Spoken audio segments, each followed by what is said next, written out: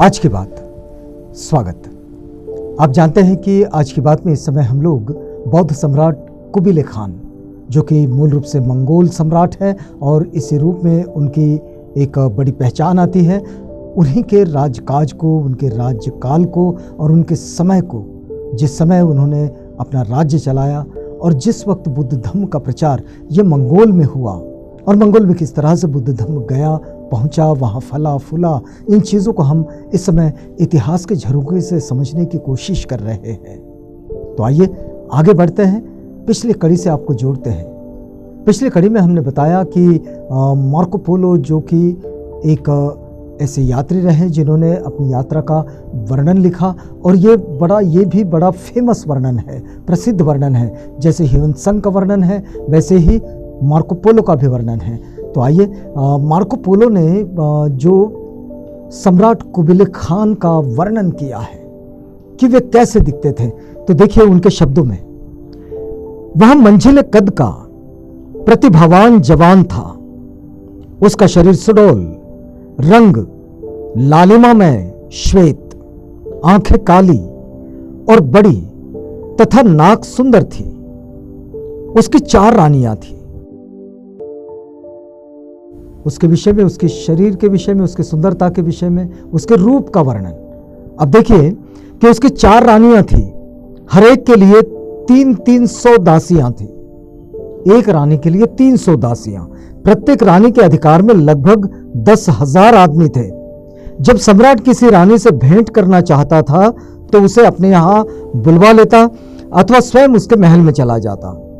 जिन रानियों के संतानों में से सबसे बड़ा बेटा गद्दी का अधिकारी माना जाता था। चारों रानियों से सम्राट को 22 बेटे हुए और इनमें से 7 बड़े बड़े सूबों में शासन करते हैं और बड़े वीर साहसी तथा सुंदर हैं। सबके सब 7 बड़े बड़े सूबों में उनका शासन है। इस वर्णन से सम्राट के पुत्रों की संख्या का पता चलता है, परंतु उनके नाम ज्ञात नहीं है। हम देखते हैं कि मंगोल में लिपि की शुरुआत हुई है। इतिहास में वो चीज़ें आई जो सम्राट कुबिले खान को ज़्यादा प्रिय थी, यानी कि धर्म और दर्शन। तो ये तो लिपिबद्ध हुआ, लेकिन उनका व्यक्तिगत वर्णन जो है, उनका व्यक्तिगत चित्रण, वो उसमें कहीं नहीं आया। लेकिन राहुल सांकृत्यायन के अनुसार सम्राट के पोते का नाम आनंद खान और बेटे का नाम मंगल खान था। राहुल सांकृत्यायन जी का अपना संशोधन है और उसमें उन्होंने ये बात लिखी है। वे लिखते हैं कि उनके पोते का नाम था आनंद खान और उनके बेटे का नाम मंगल खान। यही नहीं, चंगेज की एक बहू जगताई की पत्नी का नाम धर्मश्री था, चंगेज खान की। तो यह सर्व विदित है कि मंगोल सम्राट कुबिले खान ने बौद्ध साहित्य पर विशेष ध्यान दिया था।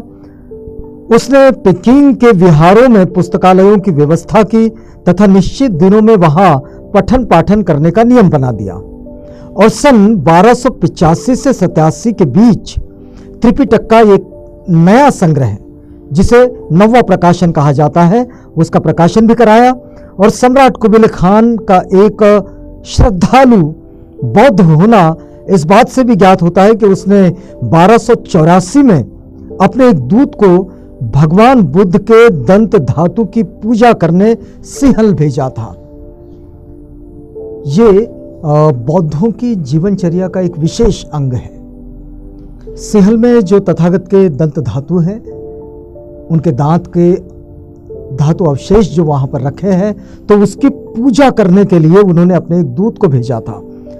सिंहल भेजा था, ये मतलब सिलोन भेजा था। और सर्वप्रथम कागज का आविष्कार करने का श्रेय चीन को ही है।